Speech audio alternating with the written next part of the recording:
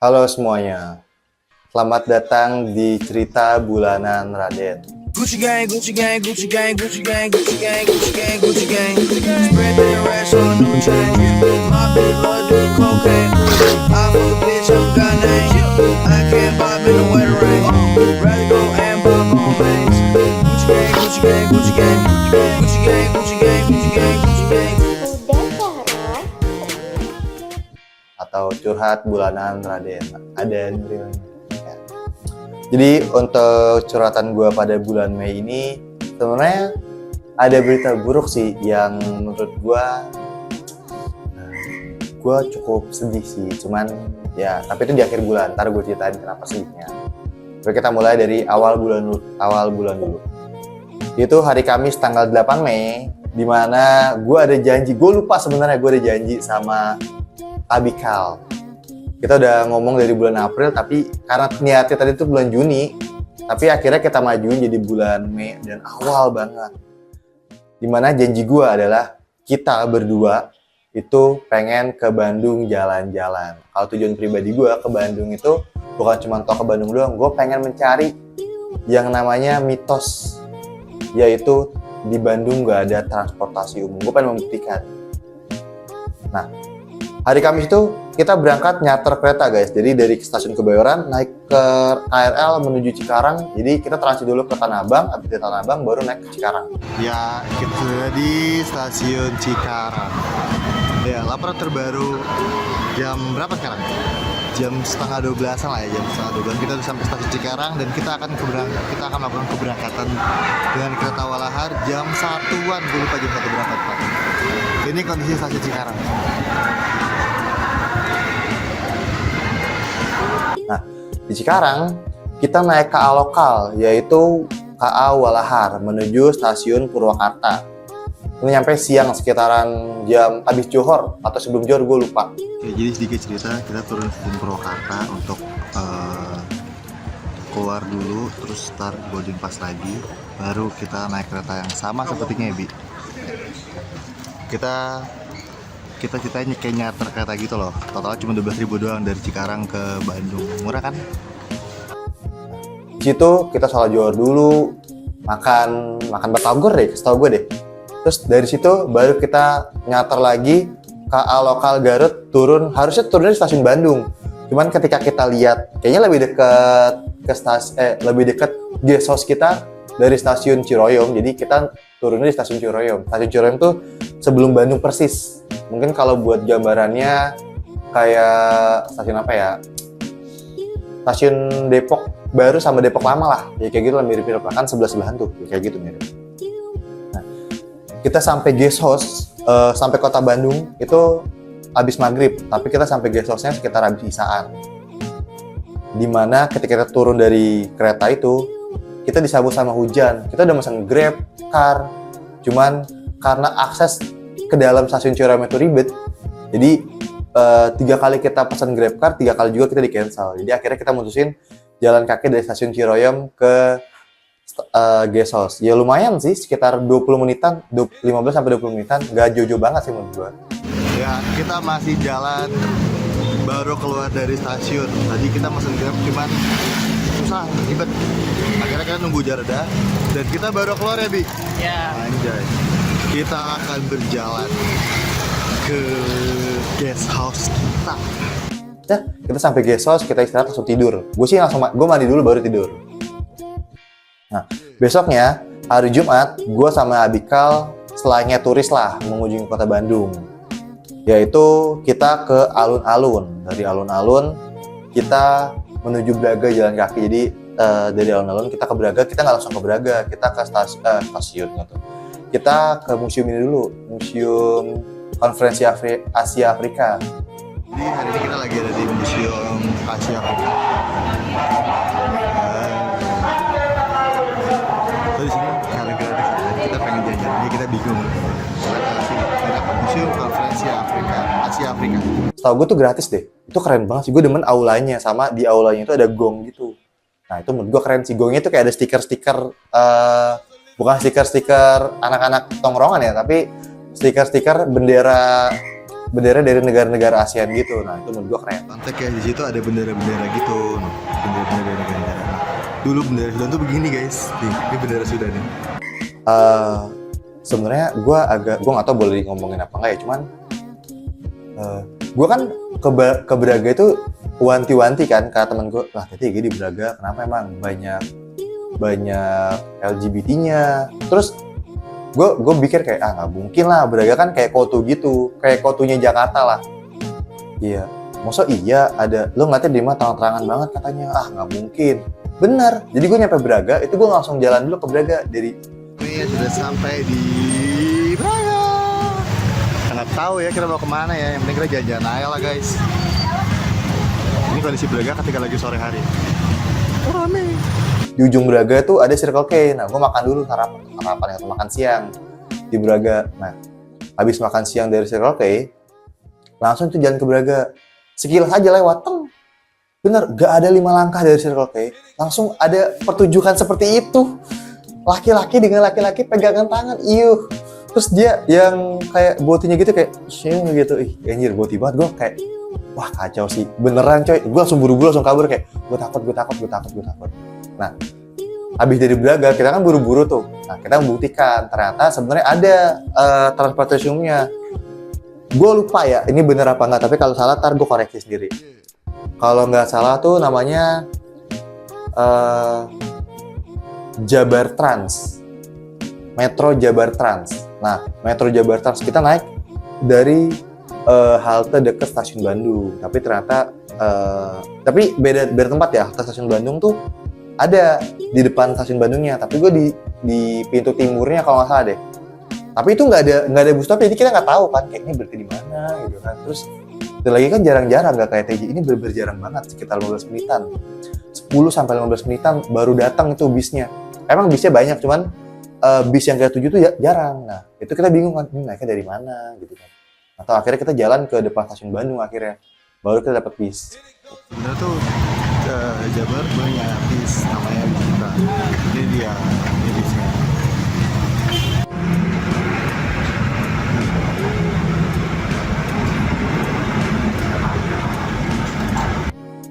Udah, habis dari situ Sabtunya kita baru ke Gedung Sate. Ya benar. Nah, Sabtunya kita baru resmi ke Bandung, yaitu kita ke Gedung Satenya. Jadi hari Sabtu itu kita cuman ke Gedung Sate, Museum Geologi, sama ke gue lupa pusat oleh-oleh. Tapi itu yang beli Abi, gue nggak beli. Karena gue benci ya kalau bisa dititipin oleh-oleh kayak gitu. Karena gue pengen jalan-jalan, gak mau ribet gue oleh-oleh segala macam. Kalau nitip gue mau, tapi kalau dititipin gue nggak mau. Emang kurang ajar sih. Nah guys, kita belajar Minecraft dulu nih. Ini baik banget. Anjir. Nah, jadi kita kalau bisa transaksi sama villager, kita pakai gini nih. Kita bayarnya pakai emerald. Nah, ini adalah obsidian. Kita kalau bisa bikin portal pakai ini. Tapi menurut gue baru notice satu hal. Di Museum Geologi itu, kalau dia ternyata tuh ada fitur yang ada di museum, yang ada juga di Museum Gajah di Jakarta, yaitu Immersiva. Iya, Immersiva kalau saya namanya deh. Nah, di Museum Geologi itu ada juga dan gratis. Ya mungkin emang cuman sekelibat doang ya, karena kan mungkin durasinya kayak 5 menitan doang. Karena tujuannya kan untuk edukasi bencana gempa bumi gitu. Nah, pas di situ ya kayaknya mau ajan. Ntar ya, kita break dulu. Sorry ya, tadi kepotong karena ada suara dari masjid, tapi nggak apa. Nah, kita ngomongin lanjutin yang tadi masalah Immersiva. Nah, Immersiva sebenarnya ternyata ada di Museum Geologi dan dengan harga yang gratis, dan juga ini lupa gue. Durasinya cuma kayak 5 menitan doang, dan itu emang tujuannya cuma buat mengenalin sama yang namanya gempa bumi dan kawan-kawannya gitu. Nah, kita lanjut deh. Nah, hari kita tuh berakhir di hari Sabtu sebenarnya. Nah, kenapa? Karena hari Minggu kita pagi-pagi tuh udah harus pulang dari Bandung. Mana? Oke, kita ke mana, Bi? Stasiun Bandung. Oke, kita stasiun Bandung jalan kaki dari Geso sekitar 1,7 kiloan lah. Ya, kalau misalnya di Google sih waktu tempuhnya tuh sekitar 24 menitan, tapi kita jalan santai aja, nggak usah buru-buru banget karena keberangkatan kita jam 6:30. Udah, kita pagi-pagi pulang dari Bandung udah kayak maling ya anjir.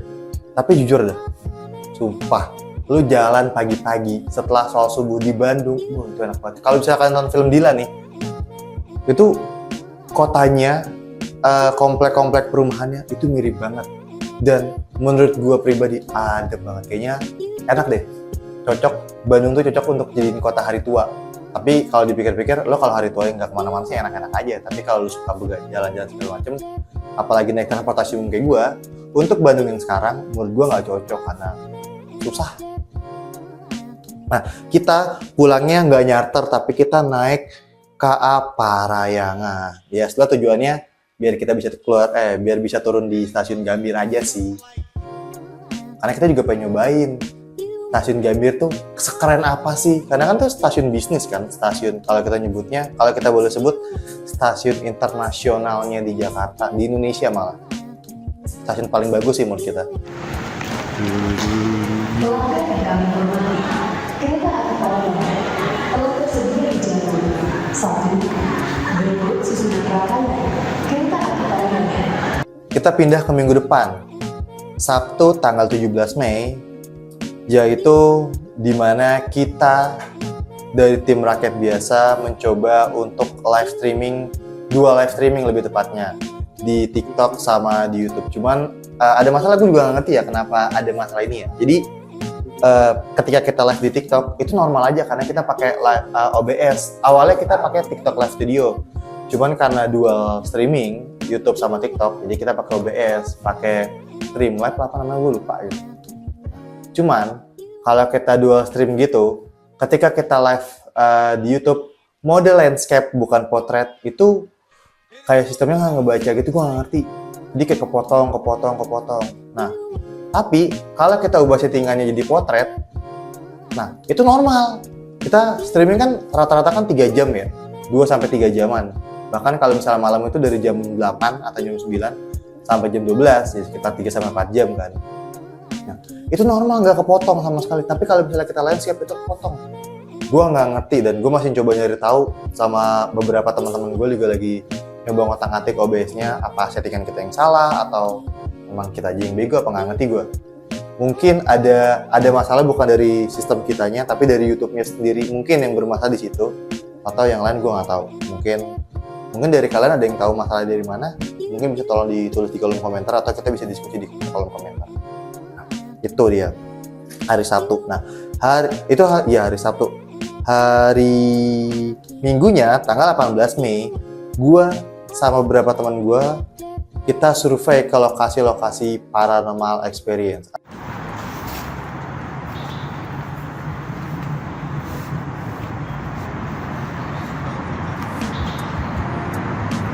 Ada 2 tempat, sebenarnya ada 3. Ada di daerah Kolong Tol, di daerah MCID, terus ada di daerah Kebayoran, sama terakhir di daerah Ciater apa mana gue lupa lah, daerah pinggiran Tangerang gitulah, dekat Unpam gitu.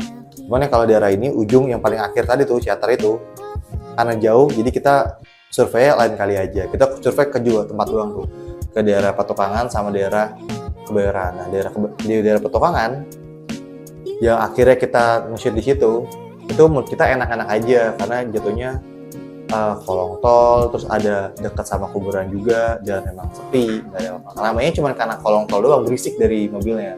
Nah, untuk yang kedua, sebenarnya gue juga suka, yaitu di daerah Kebayoran. Di situ ada yang namanya ini kayak komplek kosong gitu, ada sekitar 6-7 bangunan. Nah, ketika kita sampai situ, kan gue nggak ngerti ngobrol atau nggak dialog sama orang asing gitu kan. Maksudnya sama orang-orang ya kayak bukan pengamen sih, kayak kita nyebutnya apa ya, mungkin kayak tukang parkir situ lah. Nah, dia merasa dia punya wilayah, akhirnya yang maju Tengku bukan gue.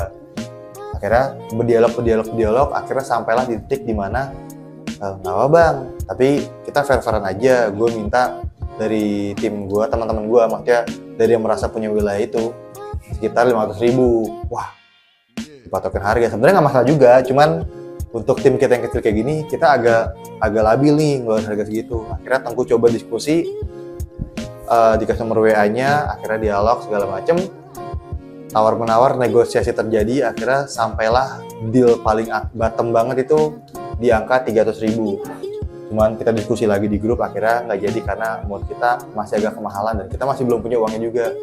Tuh, bagi ya udah. Akhirnya kita pakai tempat yang pertama. Tapi tempat yang kedua kita akan pakai suatu saat nanti. Mungkin nggak sekarang, mungkin kalau kita udah punya duit baru kita ke situ. Nah, minggu depan tanggal 24 Mei-nya, hari Sabtu, ini mood gue hari yang paling sibuk.